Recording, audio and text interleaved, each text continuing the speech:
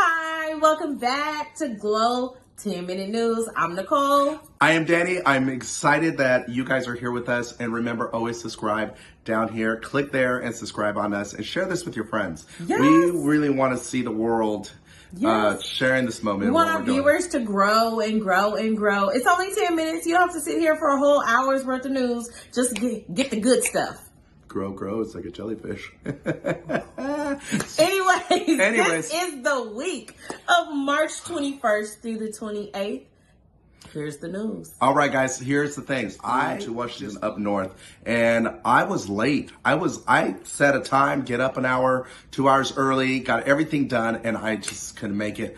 But here's what I found out. So I called Southwest Airlines and said, hey. Wait. You was late. You missed your flight? I missed my flight. I did. I was literally about 30 minutes. Were you in the airport when you missed your flight? No, I was a little bit speedy. I got to pull over.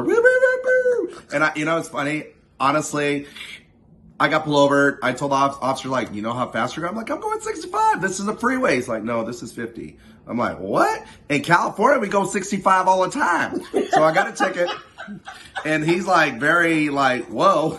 I'm like, and he's like, well, I'm sorry, sir. This is Washington. I'm like, well, just crew me, give me your damn ticket and let me move. Sorry for the language. Okay, so you got your ticket. I got my ticket. You got to the airport late. Yep. You missed your flight. I did. And you freaked out. I did freak out. So what happened? Because you're here. Yeah, I'm here. And apparently we as passengers have rights in flights. Absolutely. And we have passenger rights. And I did not really realize it, but guess what? A lot of airlines say it's okay. We're going to put you on a standby because we're going to find you a different flight. But if you were 2 hours late, then you're going to have to pay for it. But if you are under that 2 hours, you get your flight and you go home safe. You might have a worse plane ride, but at least you're making home. But we have a lot of other things going on, but I just want to bring that little fact to you guys. So if you're you guys have passenger rights. Yes. And so don't rush, drive safe. Not like me. I had to pay the ticket. Actually, it was pretty cheap. I'm really shocked, but I'm not going to talk about it. So we have other things going on, but just want to let you guys know, drive safe. Even if you're late, remember, you do have rights to fly where you need to go. Yes. So do that. Anything else, Nicole? Yes. Okay. So I don't know if you guys have heard, because we have a lot of people from other countries who tune in. So thank you, other people from other countries, for tuning in. But here in the United States, the state of Utah has now become the first state to require parental consent for a minor's social media account and they also impose a digital curfew. So I, for one, as a parent, I think that is absolutely amazing.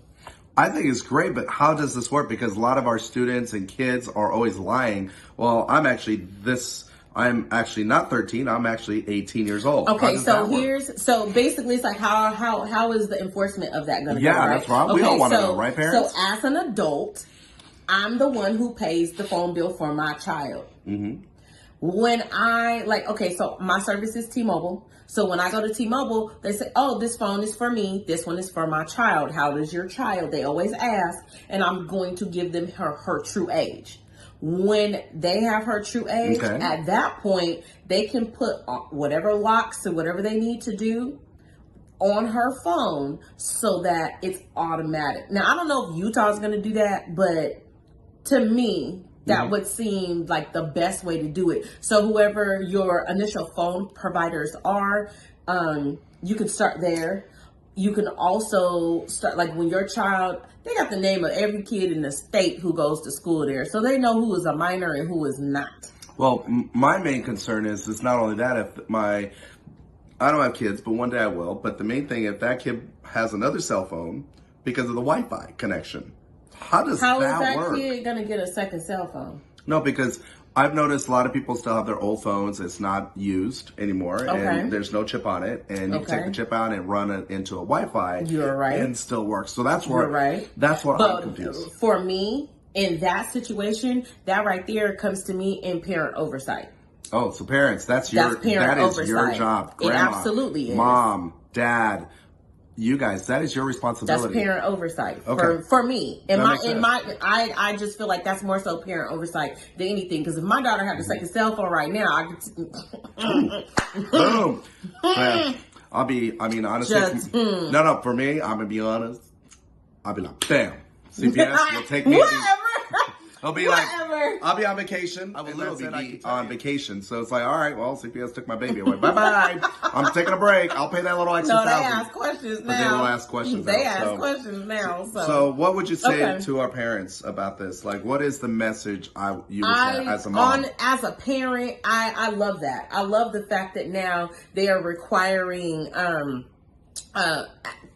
parental consent for social media accounts and a digital curfew. Because at the end of the day, a lot of these kids, you wonder why your child is tired because they've been up watching whatever till 2, 3 in the morning while you're asleep. Because they are allowed to keep their phones on them. No. You come in the house, the phone goes in the bucket right there. And I agree. And one of the main things is the government's always, well, we got to find a curfew for these kids. Maybe we're going to lower the school or let's open the school at 8:30. No, parents, it's you guys are responsible for your kid. Because even I have students on my campus who are like, I'm tired. Were you up late at 2 o'clock in the morning? Yeah, I was playing this video game and boom. Yeah. So parents, you are... I think it's more so parent oversight. So anyways, well, there we go. Let's move on. So we have another story. I know that you have, and we got to get into this one. Yeah, so apparently this week we had a huge another shooting going on, and it sucks. That in Colorado, in Denver, a public school apparently temporarily suspended its ban on armed guards in schools after a shooting at East High School. Apparently the 17-year-old in there shot 2 administrators. But we got to figure out why the reason we're having these and why did the school district take the police officers, take all the armed people out of there and have this situation. I know there's a lot of budget cuts going on in a lot of the educational world, but the one thing too is that we as educators, we know they're spending the money the wrong way. Seriously, you're going in and you're seeing, why do we have a $3,000 plasma TV in the cafeteria and we don't even use it? So it's like those kind of finance, or even having finance for paying superintendent almost $500,000 to do nothing. And okay, so it's an allocation of funds. Yes, definitely allocation of funds. But I think one too I've noticed is that students do not have a trust base in the educational world, a trust to talk to a teacher, talk to a staff member, and we're doing all these programs so have these kids come talk to us. No. We as educators need to be in their lives on that campus, not in a classroom or in the office doing paperwork. We need to go really hang out with them, get to know them. And I think the effects will make the campus a lot better. I've noticed I was gone for 3 days and the whole campus was a chaos. But when I came in, the campus became back to normal. It's like, nah, Mr. C, what's up? We miss you. But the kids knew that it's not about me. Hey, you have a vape. Hey, you're coming into my office. No, it's because you established a relationship with those kids. So when you were gone, it was noticed. Mm-hmm. So as far as this, so Denver public schools guards and police officers across all their campuses. Right. And they did that in the beginning because of George Floyd and and his killing and all the backlash that came after that. Okay, so here's what I think that a lot of people don't understand. People of color, we already talk to our children differently when it comes to how they move and walk and talk in this world. Right. So when that happened and it was spread across social media, our kids got to see it before we even had an opportunity to talk to them about it. Mm-hmm. It brought a level of trauma that was so bad that a lot of these kids had anxiety because it was like, I don't know if I'm going to be next, right? And then you had the continuation of these types of murders. I'm calling murders, killings, what they are, I'm going to call them murders.